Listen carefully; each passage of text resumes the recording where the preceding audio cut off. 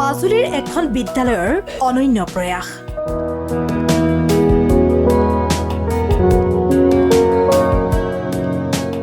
এইবাৰ বিক্ৰেতা ৰূপত ছাত্ৰ-ছাত্ৰী।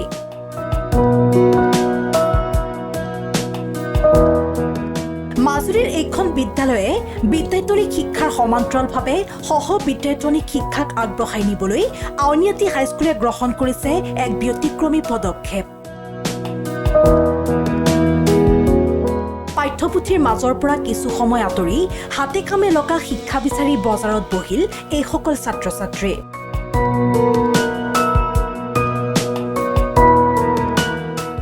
বিদ্যালয়ৰ পৰ্যটন শুশ্ৰূষা আৰু ৰিটেইল বিভাগৰ উদ্যোগত এখন বিশেষ বাণিজ্য মেলা। আমাৰ বিদ্যালয়ৰ ছাত্ৰ-ছাত্ৰীসকলক বিদ্যায়তনিক শিক্ষাৰ সমান্তৰালভাৱে যাতে সহ বিদ্যায়তনিক শিক্ষাটো তেওঁলোকক আমি আগুৱাই লৈ যাব পাৰোঁ, তাৰ কাৰণে বিদ্যালয়ে বিভিন্ন কাৰ্যসূচী সময়ে সময়ে গ্ৰহণ কৰি থকা হয়। আজি তাৰে অন্তৰ্গত এই বজাৰ কাৰ্যসূচী গ্ৰহণ কৰা হৈছে।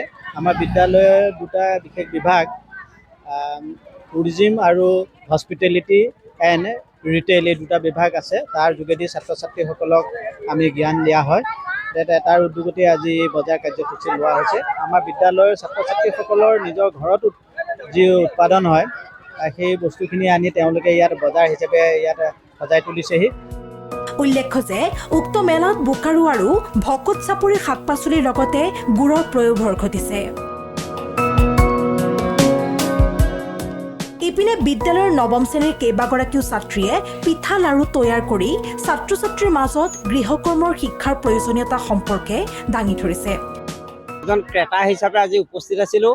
আউনীআটী উচ্চ মাধ্যমিক বিদ্যালয়ৰ পৰ্যটন আৰু শুশ্ৰূষা বিভাগে যি এদিনীয়া বাণিজ্য মেলা অনুষ্ঠিত কৰিছিলে, তাত মই এজন ক্ৰেতা হিচাপে বেগ লৈ আহিছিলোঁ আৰু ইয়াত মই অভিভূত হৈ পৰিছোঁ।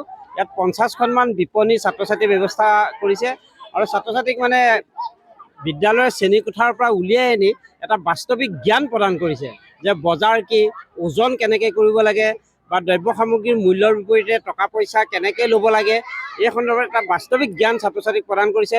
আমাৰ আপোনালোকে ইতিমধ্যে গম পাইছে, টুৰিজিম এণ্ড হস্পিটেলিটি আৰু ৰিটেইল বিভাগৰ বিভিন্ন ধৰণৰ প্ৰেক্টিকেল অনুষ্ঠিত কৰা হয়। সেই প্ৰেক্টিকেলৰে এয়া এক অংশ বুলি ক'লেও ভুল নহ'ব।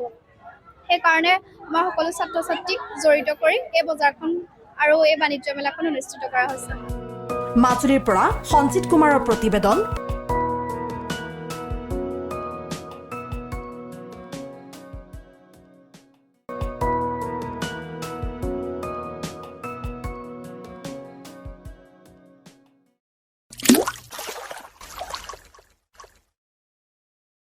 अन्नपूर्णा काव घी देश के हर एक खाने को लजीज बनाता है।